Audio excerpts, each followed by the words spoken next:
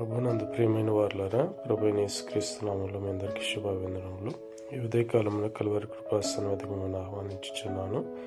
యెహోషువ గ్రంథం 24వ అధ్యాయము 31వ వచనములో, యెహోషువ దినములన్నిటిను యెహోషువ తరువాత ఇంక బ్రతికి యెహోవా ఇశ్రాయేలు కొరకు చేసిన క్రియలన్నిటినీ ఎరిగిన పెద్దల దినములన్నిటిను ఇశ్రాయేలులు యెహోవాను సేవించుచు వచ్చిరి.